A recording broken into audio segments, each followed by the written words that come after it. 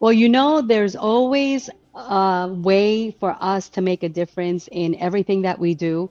And when you find people that are leading the way, it's really exciting to have a conversation with them. So, on this episode of Agents in the Trenches, I have the privilege of bringing on for all of us a dear, new friend, Neil, who not only is in the industry, but is helping agents to rise. And I think there's no better time than this for us to be able to help agents rise because we know that the market has changed so much. We know that we're living in a different world of real estate. It doesn't matter what city you're in. Things are not the way that they used to be, and they're going to continue to change. So, Neil, welcome to Agents in the Trenches. I would love for you to introduce yourself to our audience and tell us all about you.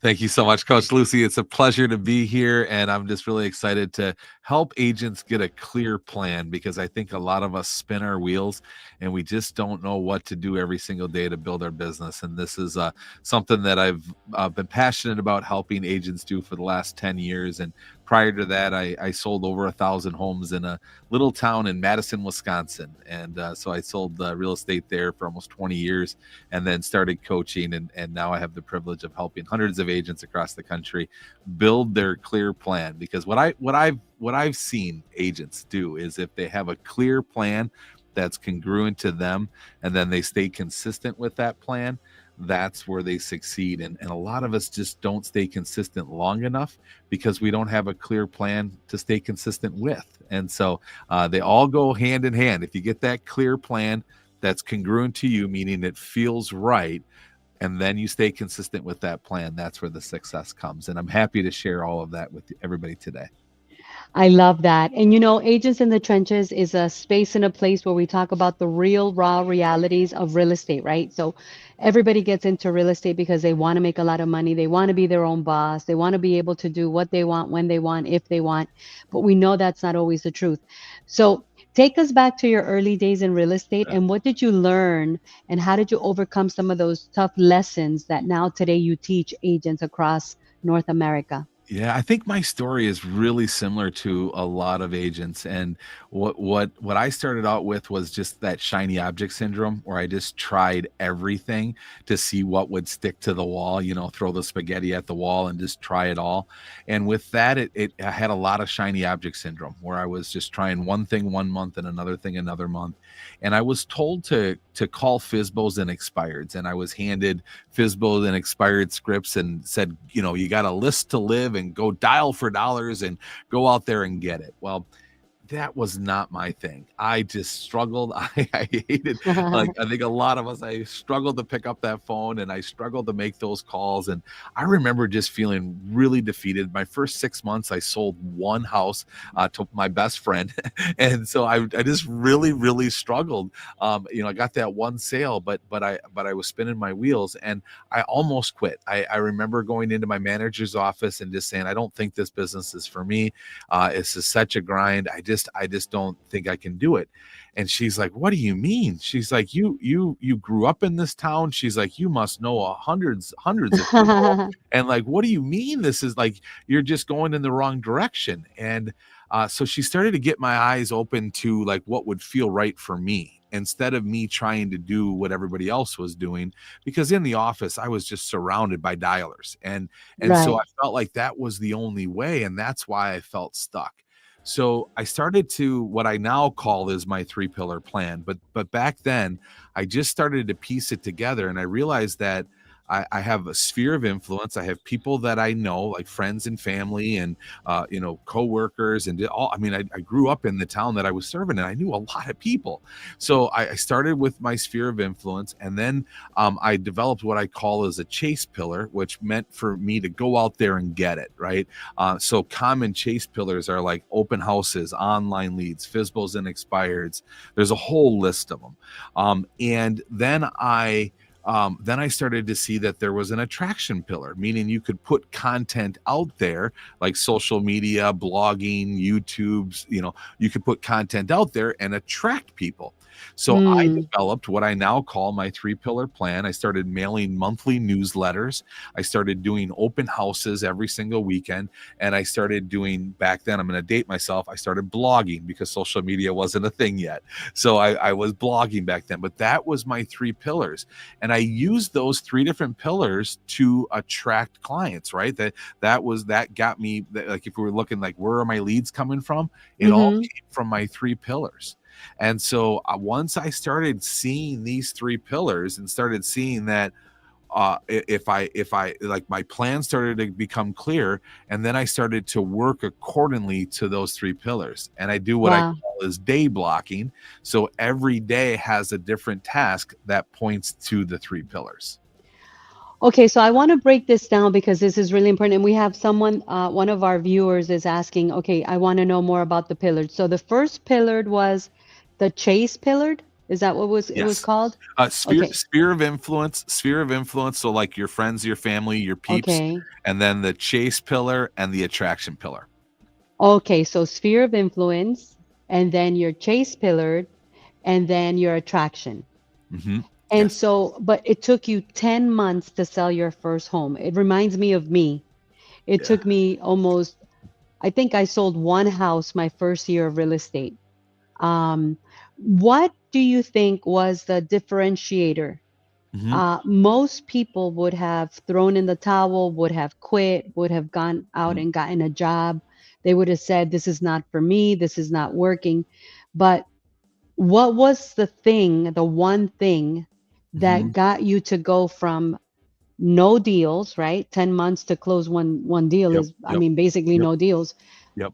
to pushing beyond. I always like to break Mhm. down the anatomy of that real estate agent or that business person for that sake, right? That Yes.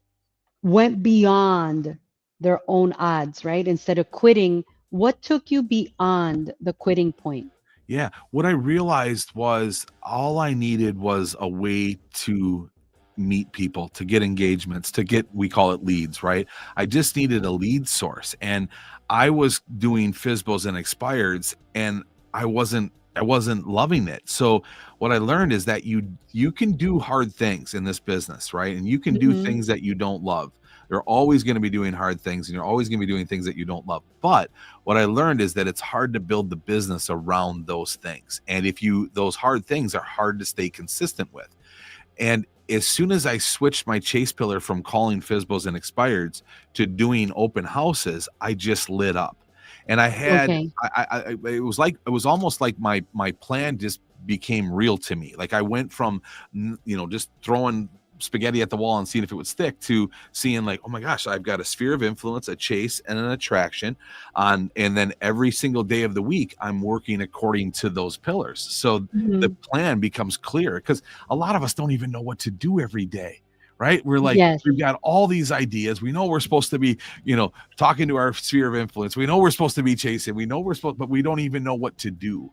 And so Hmm. once it gets clear, then the clear plan that's congruent to you, and then you stay consistent with that plan, that's where the breakthroughs come. I love it. And I want everyone to ask your questions because here's one thing that I've learned, Neil, after doing the business of real estate for so long, right? I got into real estate in the year 2000, and then I opened up my own office in 2005, which took me from sales to operations, which is totally different. But I always tell people the things that work in real estate work in any other business. The principles Mhm. are universal, right? Mhm. Yes. So let's break down the sphere of influence pillared You because bet. most people fail in business, whether it's real estate, whether it's photography. Like I know we have a photographer that's watching us on this live. By the way, guys, go ahead and give us a hashtag live. If you're watching us on live, give us a hashtag, the city that you're in. So let us know where you're at because we want to engage with you, right? We want you to connect with us as well if you're watching us. So Neil, let's break down the sphere of influence, Mhm. because I know it doesn't matter whether you're selling real estate or selling anything else or selling mortgages or selling shoes. We're all in the people business. Mhm. And you hear most people, most agents, most business owners say, I need more business. I don't have enough business. Well, you are hitting on the jugular, for a lack of a better term, of every business. Sphere of influence. What do you tell people on how do they start utilizing their sphere of influence? Because most people have 2,000 contacts on their phone and they say, I don't have anybody to sell to. So how do you Right, break that right. down for them? Yeah. Yeah, so what you've got to do is you've got to build a foundation. You've got to build something that is going to work for you every single month. And a lot of us will rely on social media. We'll post that we're now an agent on social media. Maybe we'll get a little bit more advanced and we'll start sending emails. And so we start to flood people's inboxes. And what I've learned is that our inboxes are really full and our mailboxes are not. And going all the way back to 2002, I started mailing monthly newsletters. And I thought by now, 2025, I would no longer be talking about mailing monthly newsletters. But the truth is it's the exact opposite. Mail is performing way better than email. And our inboxes are Wow. flooded and our mailboxes are not. So what I recommend is that we start out by building that database. Build a database of around 100 people. And almost Hmm. everybody on this call should have 100 people that they know, unless they just moved to a brand new area. But otherwise, everybody should at least know 100 people. Okay. I love So that. we get 100 people into a database. We send an announcement letter. And if you're a new agent, it's the new agent announcement letter. And if you're an existing agent right now and you just haven't done a good job of staying in touch with your sphere, then you should send a reconnect letter. And a reconnect letter is just a letter that says, hey, I thank you so much for the business. Because of people like you, I'm really busy, but I haven't done a good job of staying in touch. And so from this Right. day forward, I want to stay in touch. So we got that database built, we got that announcement letter built, and then I highly recommend sending monthly newsletters. And a company called Fast Newsletters or Service for Life, those are two different companies that will produce the newsletter for you and Wow. then send it on your behalf. Now, why does newsletters work? Let me just touch on this because I know I've got some people probably saying, what? I'm not mailing newsletters. That's crazy. Email is cheap. Mail is expensive. Why would I ever mail? Okay. Please hear me. Okay. This is why it works. When you think about the people that you're mailing to, they may Hmm. know you, they may trust you, they may like you, all of that.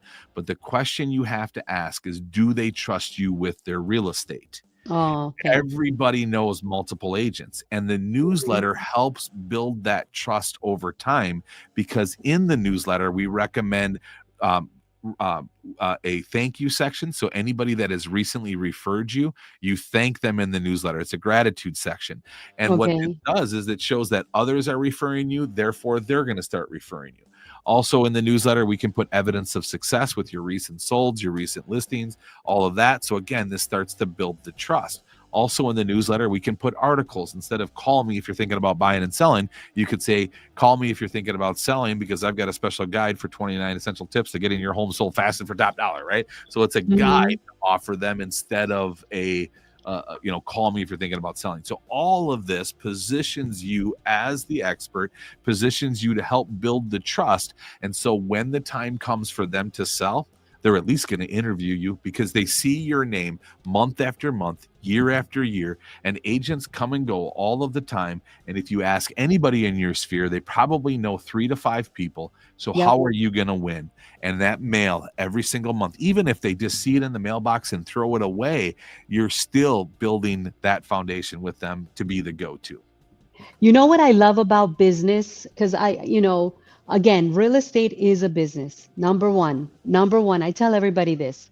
You're getting into real estate, you're not getting into a business of houses, you're getting into a business of people. You know, the way that I like to teach it, Neil, in my own, style is, what is the first step to closing a transaction? What is the first step? The very fundamental first step is, look for the people and talk to the people. Mhm. The problem that every real estate agent has, the problem that every business owner has, they're not talking to enough people. Mhm. You Yep. have to look for the people and talk to the people.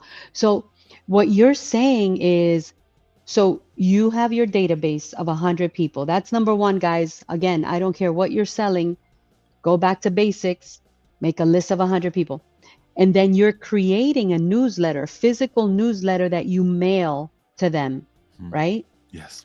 And so you're sending out what community information, information on you. What do you put on that newsletter? Yeah, Because I yeah, know most yeah. people are going to get stuck and they're going to end up on Canva for 3 months until Right, right. Christmas working on their newsletter. Right. That's why I love like a company like Fast Newsletters or Service for Life.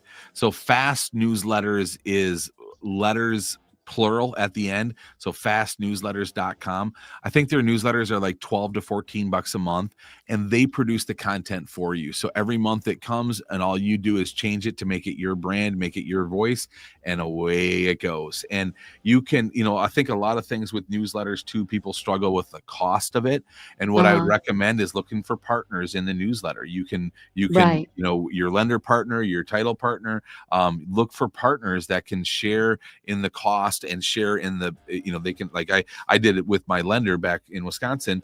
We had a little mortgage corner every single month. Abby, my lender, would put a little write up about what's going on in the mortgage world, where interest rates are at, all that good stuff, and then she paid for my stamps every single month, right? So you can do these different things, partners to, contractors love to be in these newsletters, and there's different ways to make it so that it's affordable, and then it's a set it and forget it. It's a monthly thing, and that monthly piece is what really makes it resonate. And you mentioned too the engagements, okay, or the Hmm. talking to enough people. The Hmm. point behind all of this is, you've got your three pillars at the top. You've got lead conversion in the middle. We call it matchmaking, and I can talk more about matchmaking today too. But Okay. matchmaking's in the middle, and then your servicing, showing houses and all of that is at the bottom, and that is the funnel. And in each of those categories, we aim to get 30 to 60 engagements a week. And so you're getting engagements from your sphere, your chase, and your attraction up at the top. You're going to get matchmaking engagements, and then you're going to get out there showing properties and writing offers and all that, and that creates engagements. And if you get 30 to 60 a week, you're going to sell 25 to 50 homes every year, because I just Wow. see it like consistently. Mm-hmm. Oh my goodness, this is getting really good. So for everyone that just joined us now, I'm here with Neil, and he is the founder and leader of Agent Rise. How do you call your company? A training company, Yeah, Agent Rise coaching Coaching. company? Yep, yep, yes, Agent Rise yes, Coaching, yes, and we're yes, breaking down the three pillars that he found after going, what, 10, you said 10 months to yeah, sell your first house when you yeah, first got into real estate, right? yeah, And yeah. now you're giving the person the fundamentals of how to close 25. Listen, anybody that's closing 25 transactions a year, you're earning six figures. Would Mhm. you agree, Neil? Definitely, definitely. Yep, yep, Yes. So yes. everybody needs to be closing 25 transactions a year. Let me ask you, Neil. Mhm. So everybody that's joining us now, ask your questions, uh, drop your comments. Let's activate the chat. Neil, how many newsletters would a person, because you're saying, okay, 30 to 35 connections a Mhm. week, right? We're looking somewhere at about 140 connections a month. How many newsletters does a person need to be sending out weekly? Yes. So I would mail the newsletters on a monthly basis, and we always say start out with around 100, aim for 100 first, and then once you hit that 100 number, go all the way up to 300. My database was 330. At the peak of my career, was all the way up to 330. And what I saw was that every single year I would sell about 20%. So if I was mailing to 300, I would do about 60 transactions. The newsletter, just mailing the newsletter, because I had newsletter, client events, pop-bys. I did a whole bunch of things for my sphere, right? So we're just talking about the foundation. The newsletter Yeah, is the the foundation. newsletter. And newsletters by itself, we've seen this after 12 to 18 months of mailing. After 12 to 18 months of mailing, we're seeing 10%. So if you're mailing to 100, you'll do 10 deals a year just from your newsletter. 200 people, you'll be doing 20 deals a year, Wow. right? and it's just, this comes after 12 to 18 months. And you could interview hundreds of agents inside Agent Rise, and I can't believe how many will say, like, Neil, this was the one thing that I didn't trust you on. I didn't believe that newsletters were going to do it. And then wham, like 12 to 18 months, like one lead after another, because you just Wow. built that trust with your sphere. And it's also not salesy and cheesy, right? Like Right. the newsletter, a lot of us don't want to bother our sphere, and the newsletter is not bothering them. They Right. enjoy it. There's things in there that they like to read. And I could talk more Wow. about newsletters, but we would turn the whole Yeah. episode into just newsletter. Well, you know what? And I like to dissect it because a lot of times, I'm one of those coaches that I'm in no rush to give people a lot of information because I focus more on then implementing. So even if everyone that watches this episode, the only thing they do is go start and kickstart and launch their newsletters, you just gave them the numbers. 10% of whatever you mail is going to turn into those leads. Now, remember, guys, you have to answer your phone. You have to be immediate response. You've got to do what you say you're going to do, right? You've got to follow up because the fortune is in the follow up. So, Neil, you just said something that you include your partners, right? Your partners in your newsletter. I do all the things that I do with Premier Partners. So we're going to take 30 seconds to give a shout out to our Premier Partner, and we will be right back. Red Sun Insurance. Dándote el poder de crecer. Red Sun Insurance. RedZoneInsurance.com. Red Zone Insurance tiene increíbles oportunidades de franquicias y queremos compartirlas contigo. Llama al 305-255-1901 y conocerás el camino a emprender tu propio negocio, tu propia franquicia. 305-255-1901. Red Sun Insurance. RedZoneInsurance.com. Yeah, so shout out to our Premier Partner, Red Zone Insurance. And so, okay, so newsletters to your sphere.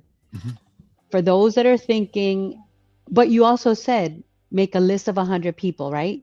So Yes. who are these people that you recommend people put on their 100 list? Yes, this is great. And I also see a comment here too, like you feel overwhelmed. We do have steps that I'll give you, and you do want to take it step by step because the whole process can seem overwhelming. So we'll make sure we cover the steps so that you can kind of see how this all lays out. And the newsletters. I'm sorry, I forgot the question now. Gosh darn it. The question was when they're doing their 100 list, right? Yes, how do they Who build are the the database? people? Yes. Yeah, Yes. who do Okay, you let's get who there. do you who do Yeah. you recommend they Yeah. put on their list, right? Because here's what I know. A lot of times we tend to disqualify people, right? So, oh, this person won't buy from me. Oh, this person may buy from me. So I want people to walk out of this moment that we're sharing with them with the clarity of, okay, so who do I put on my 100 This is person great. list? This is great. Yeah. So start out with a list, and then and we'll talk about how to build that list, and then you can rank your list eventually, right? So you can start out by, here is my entire list, and then you can turn them into A pluses, A's, A minuses, and the A pluses are the people that have used you and would refer you. So you can rank all of them. Okay. But let's step back. Let's go to how to build the database. And what I see here is start with your phone. A lot of contacts are right in your phone. And what I recommend is just get a spreadsheet, go to Google Sheets, and just get a simple spreadsheet. And all you need is name and addresses. So just list all of the names, go through your phone and list all of the names, go through your Facebook friends, your Instagram followers, your LinkedIn, look through, your email database. Like, just think through every person that you know. And this gets very people-y, we call it, right? Like, this gets really people-y, and we start to overthink every single relationship. And this is what I beg you to not do, because we sit there and we say, oh, I haven't done a very good job of maintaining the relationship with them. I probably shouldn't start mailing to them. And just please don't make that mistake. They are not thinking about you they're too busy thinking about themselves. So don't overthink this, and just simply, it's mail. If they don't like it, they can throw it away. And if they really don't like it, they'll call you and ask you to be removed, remove them from the mailing list. And no problem, remove them from the mailing list. It'll save you some stamps. But seriously, don't overthink this part. Just build the database, go through your friends, go through all, the list, and just look and look and look, and don't overthink this part. And the other thing too is, some of us will not mail to people that recently lived here, but now they moved away. Those are the most ideal people to mail to, because they probably know other people that might be moving away. And they commonly move back. So please put these people on your mailing list. If you've got good friends and family that live in other parts of the country, you want them on your list. Trust me. And so that's what I would do. Build that database of around 100, and then keep going once you've got that 100 names. So how many? Okay, so the people that want to implement this, so okay, they make their 100-person list, and they contact the fastnewsletters.com. What kind of information goes out on those newsletters? Yeah, there's 4 components that I looked at every newsletter should have in it. You should have a trivia section, so monthly trivia, and this creates engagement. We give away a $5 or $10 coffee card, and it's amazing how many people want to play this trivia game every single month with you. The other thing that you want to do is you want to make sure that the newsletter isn't all about real estate. If it's all about real estate, it'll bore them, and if they're not interested in real estate, they just simply won't read it. So better look at it like, if you remember, and I might date myself here, but the Reader's Digest, if you ever remember that book, Yes. Reader's Digest had a little bit of everything for everybody. So go lifestyle, go, money hacking tips, just think of like Reader's Digest, give them a little bit of everything. Also put some things in there like little tidbits and did you knows and funny, dad jokes, and, just little humor in there. Some put like crossword puzzles and other things. Okay. And then also you want to have articles, call to actions for articles or guides that would interest them, so that you're not just saying, call me if you're thinking about buying and selling. And then the last component that you're looking for is that thank you section. The thank you section is where you thank anybody that has influenced your business, not just necessarily giving you a referral, but just anybody that has influenced your business. And so it's just a thank you. It's a section of saying, I can't do this alone. Thank you. And then it's people like you that keep referring me. And this is what breathes life into the referrals. And I love that. That's really good. That's really good. I mean, I'm even here listening to you. I'm thinking of, I got to start doing this. I mean, I have databases of a lot more people, but I know I can bring it down to starting with a new 100 database list that I can put on a newsletter. And there's so much that I can share, because obviously I'm always doing something, right? Like yesterday we had our Winners Wednesday Productivity Bootcamp 2.0 mastermind. And I mean, we had a room full of real estate agents and, team leaders and brokers and mortgage people. But I think that's really interesting what you're sharing. And even though it's something that we don't think of doing a lot nowadays, that's the reason to do it. Like, do the stuff nobody else is doing, right? Right. Yep. It seems really old school and outdated, but trust me, it just simply works. And you just get this in a rhythm. And that, this is just the foundation. Like I also did client events. So I did one big annual party and then a lot of other smaller parties. And they all went in my newsletter. 2 months before the event, they were in my newsletter, and we would stamp on the outside of the envelope, client invite enclosed. So it was like, open up this newsletter. This one's got the invite. And then we would do that 2 months before the event, and then after the event, all the photos and the links to the photos was in the newsletter. So we would just say, hey, make sure you check the newsletter when it comes out next month. We'll have all the photos in there. And then I also had a VIP Facebook group for my clients. I had a rental program for my clients. So I had a moving trailer. I had pressure washers, wheelbarrows, ladders, the things that you would need around your house maybe once or twice a year. I stocked all of that and made it available for my clients. So this was like my full sphere of influence pillar, right? So we're talking right now about just the start of it, and then you can add even more to it as you go. This is really interesting. Okay, so that's the first pillar. The first pillar is work your sphere of influence. And of course, you can start with the newsletters, but you also included emails. What else did you include in that first pillar with your Yeah, sphere? you could do emails, and if we're talking emails, I really like a monthly home evaluation email. The open rates on those are really well. I also like deal of the week email, so an email that is Okay. sent out every week offering deals, especially if you're attracting investors. That is just gold. And then I also love CMA a day, where every single day you do a CMA and send it out to a video CMA that you send out to somebody in your sphere. So those are additional emails that I really like that are open rates. You can also do the Ricky Carruth type email, where it's a weekly email with a market update in it, and then if you're doing YouTube, you could plug in a YouTube video every single week. So those are the emails that I like. And again, you start with this, and you start with the newsletter, and then you start adding some things, and maybe you already have email going, so you just leave it going, but you can get your foundation built with your newsletter. Wow, we could be here the rest of, I mean, we could be here the rest of the day. But Yeah. then the second pillar was chasing, Hmm. right? Yes. What went into chasing? Because So, we've got people watching now and later that are like either stuck or they're new in their business or they're looking to scale, right? yeah. Everybody is in some type of a season in their business. So if you're stuck, I mean, you got to relaunch. If you're, looking to go to that next level, then you've got to kickstart whatever you're doing.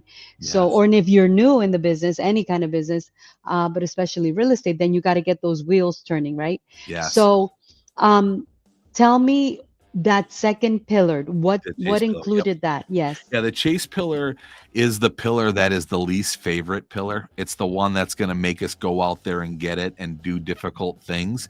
So a lot of us really struggle with the chase pillar. So let me explain what the chase pillar is. So open houses, online leads, FISBOs and expireds, geo farming, door knocking, and then we get into a list of niches. Okay, so we have those are the primary ones, and then niches like working with investors, working with first-time home buyers, working with seniors, working probate and estate sales. The list goes on. You could do new construction, you can do developments. There's so much different niches that you can do, and the idea behind this is pick the one that excites you the most.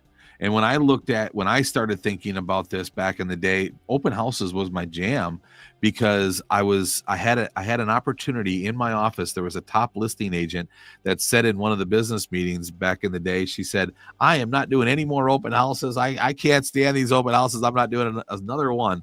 And there I was, 21-year-old Neil. I walked over to her and said, "Hey, I'll do all of your open houses for you."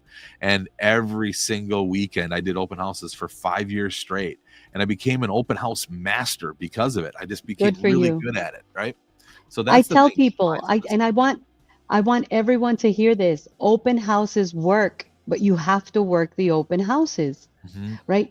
So let me ask you the $1 million question, Neil, because I'm one Yeah. of those people that I like to just bring in the real raw reality, like no Mhm. sugarcoating, just like give it to me straight. Mhm. What did you do to make your open houses work? Because Yes. I know agents want to do one open house.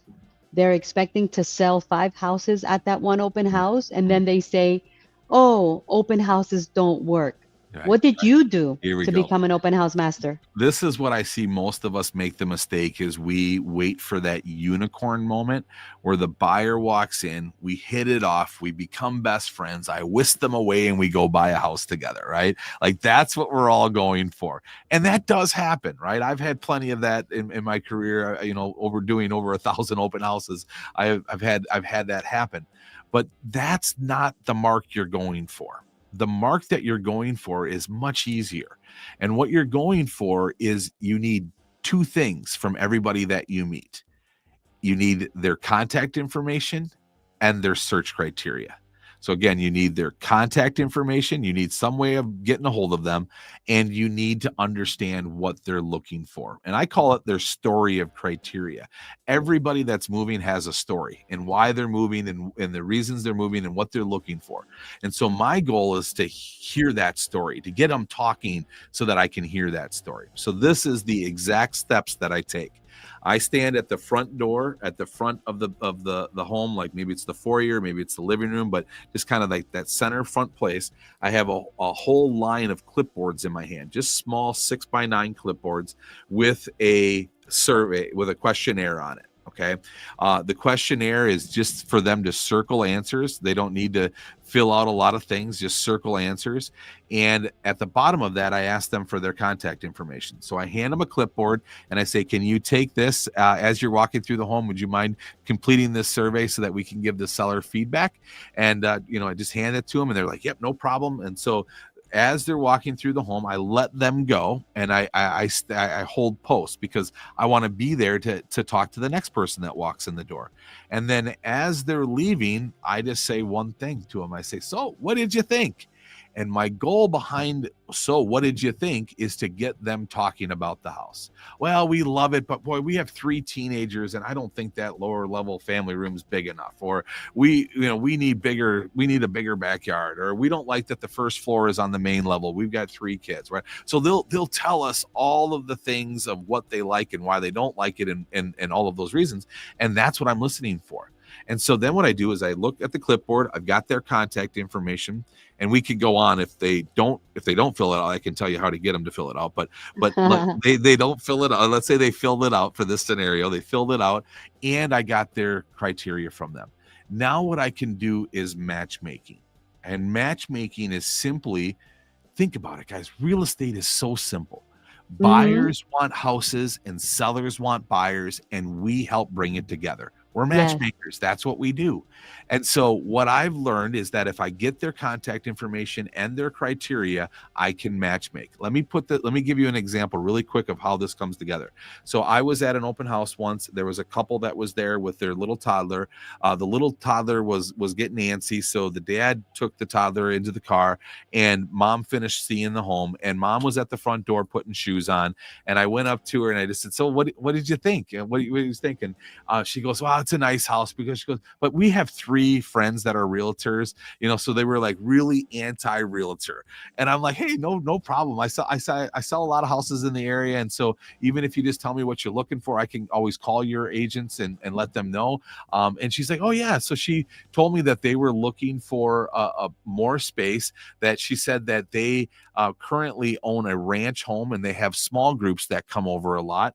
And it's just, she has to clean the entire house. So she's like, I would love to have a 2-story so that all of the laundry and everything was upstairs, and then I would only have to clean the main floor. And I'm like, amen, sister, I get you. I know what you're going for here. I get this.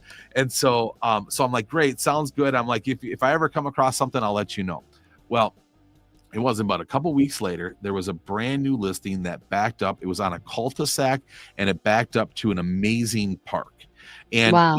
But it was a ranch and she wanted a 2-story. It was a 2-car garage and they wanted a 3-car garage. Okay. So many reasons for it not to fit. Okay. But I called her and she thought my number was somebody else. So she answered, which was awesome. And so she answered the phone and I said, hey, this is Neil. We met a couple weeks ago at an open house. You may or may not remember me, but anyways, I saw this house and I thought of you. And what I said is that it's a ranch, and I know you're looking for a duplex or a 2-story, but I said, please hear me out. I said the backyard backs up to Carriage Hills Park, like the you can see from the kitchen window the playground equipment. And I'm like, anybody with kids, this would just be a perfect house for them. And so I thought of you. I don't know if you're still looking. She goes, oh my gosh. She goes, I think I know what house you're talking about. She goes, my husband's going to kill me, but let's go look at it. I ended up selling them that house. I ended up being their listing agent as well, because they just liked my style and they liked that they didn't have to pick out what agent. They had 3 agents and that they could pick from. And so my thought with all of this is that if you understand what people are looking for and you present it to them and say, hey, I saw this one and I thought of you, it just simply works. And that's the process. So, yeah. I love that. We have a quick question here. I know we're running out of time. I mean, we could be here for hours. And let me tell you, just as yourself, I know a lot of agents that need a refresher on all of this, or need to get back to basics, or need to kickstart doing all these things, right? But we have a question here from Cindy. She says, so tell me how you get them to fill out the paper, because obviously um, that's one of the dilemmas in at the open houses is, okay, how do I get them to register, right? But we're not saying come register, which nobody should ever say come register, because nobody likes to give out their information. So give us your style and your tactic for that. The mistake that I see most of us do is we put it on the kitchen table and we ask them to go fill out the form. They will avoid that kitchen table and they will never go fill that out. And I found if I hand them a clipboard and I ask them to fill it out for the seller, we're providing feedback for the seller. Would you mind completing this for me so that I can, like, do me a favor type thing so that I can provide this for the seller? The other thing too is the iPad, the open house iPad, just having them sign in on an iPad. That's how you can get contact information really easily. The form itself, a couple of questions that we put on the form is, one is we don't have them fill anything out. We have them circle things. If they have to write their opinions, they just simply won't do it. So it has to be yes or no, or, how did you like, and I also don't ask agents if they have, I don't ask buyers. I don't ask buyers if they have an agent. What I do is on the sheet, I ask, how did they discover the home? Did they find it from the sign? Did they find it from Zillow? Or did their agent tell them about it? And if their agent told them about it, then I know that they have an agent. And then I just simply ask them, who's your agent? And then they say, oh, I'm working with Peggy at Remax. Oh, you're in great hands with Peggy at Remax. Or if they say, I don't even know, well, then they're probably fibbing me, right? They probably don't have an agent, right? So this is really good stuff. I mean, and we only covered, well, we went deep on the newsletter. I like the newsletter idea. I think everyone needs to go invest and kind of kickstart or relaunch their business with the newsletters. I wanted to remind everyone, if you've missed part of this episode, or, if you're watching on replay and you want to go look at it again, or you want to look at our other episodes, my team has dropped the link where you can actually go in and watch all the agents in the trenches, because just like Neil today, you've brought such valuable information that is applicable, especially right now where most people are thinking, oh, there's no business is tough, I'm not able to get deals, but I want to respect your time. So what would be that one thing? What is that one thing that you would tell a real estate agent, regardless of their level of production? They could be 5 minutes in the business, they could be, 5 years in the business, or they could be 25 years in the business. What is that one thing that you could tell them right now to get back, start doing, be consistent, and they'll start seeing those results? Yeah, I think the place where you're going to find immediate results is with your chase pillar. The sphere and the attraction take time to build. And so you can go do an open house today and sell a house tomorrow. Mailing to your sphere, it's going to take a little bit of time. You might get some early results, but we usually see them in 12 to 18 months. The big results, the 10 to 20% results I was talking about. And then the attraction pillar, I mean, to build a YouTube channel and to build all of that out, and to any attraction pillar is going to take time. So go to the chase pillar and look at the chase pillar, and this is the area where you're going to go get immediate results, right? This is like, you could go do an open house, you could go call FSBOs and expireds, you could go do circle prospecting, you could go door knocking. But here's the thing, please don't just do it once. Please don't just try it and I didn't get any results, so I'm not going to do it again. Like, keep going. Like, we say throw spaghetti at the wall and see what sticks. No, throw it at the wall until it sticks. Like, just keep going and you're going to find it. Because over time you're going to become a master of it, and that's what's going to lead to the results. I mean, I love the way that you lay out the foundation, the building blocks, the way that you just dissect it, explain it. I think that that's really where the magic happens, because it helps people understand. And you just said it right. Newsletters work. Everything works if you work it. But obviously it's going to take an investment of money and time, right? That chase pillar is really where you're going to have the most control, but it's going to take an investment of commitment and consistency. And I think that's where most people miss the championship. They just give up just when they're about to see the breakthrough because obviously it's not happening fast enough. So, Yes. Neil, what do you tell that person that says, okay, I'm going to start doing the open houses? How many open houses in Yeah. your experience? I've got See, my own experience, but in your, yeah. how many open houses per week Yeah. Well, would I make would a difference? Yeah, I would recommend the 2 to 4 per week, and I know that sounds crazy, but you can literally do, 11 to 1 on Saturday and 2 to 4 on Saturday, and then do the exact same thing on Sunday. You can even do open houses during the week now, right? Like, Yes. that even works. So it's about doing multiple open houses, keep them very simple. I'm not a fan of the big mega open house, the 25 signs and the door knocking and all of that, because you just get exhausted before you can actually be at the open house. So what I recommend is keep it really, really simple and do a lot of them. I look at it like fishing. Like when you go fishing, there's hot spots and not hot spots. And eventually you're going to be so good at fishing, you're going to know the hot spots. I knew in my market the open houses to do and the open houses to avoid. Right. I knew, and the that hot spot fishing spot is the high turnover neighborhood. The median price range, high turnover neighborhood are the best for open houses. Wow. This has been really interesting. Let's drop some fire in the chat. Everyone go follow Neil. You know, this is super valuable. It's so basic. It's so, just simple, but it's not easy. And I'm with you. In my case, I would say everyone needs to be doing at least 4 open houses per week. There's nothing else to do unless you are out, working with a qualified or cash buyer. There's nothing else to do unless you are out on a listing appointment, ready to get that listing agreement signed.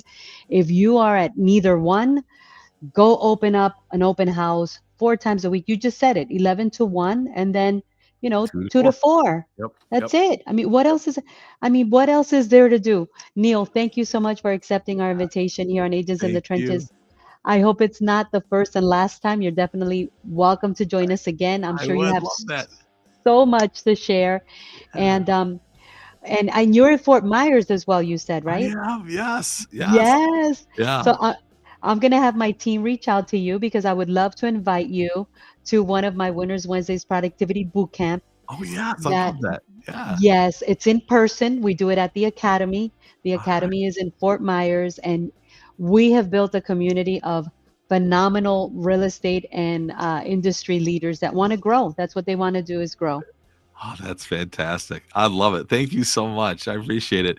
Do you want me to close this off by giving us the steps? I can give everybody the steps to follow Yes, if go we've got ahead. time here. So Absolutely. the first, it's an 8-step process. So the first step is to build the database. Second step is to send an announcement letter. Third step is to start mailing monthly newsletters. Fourth step is to pick a chase pillar and start doing it hardcore, right? Go all in.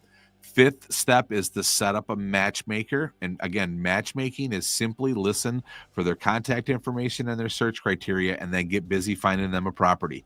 And it's music to their ears when they hear you say, I saw this house and I thought of you. And you can get good at finding off-market properties and it gets good. It gets good. So that's Yes. step number 5. Step number 6 is to systematize your business.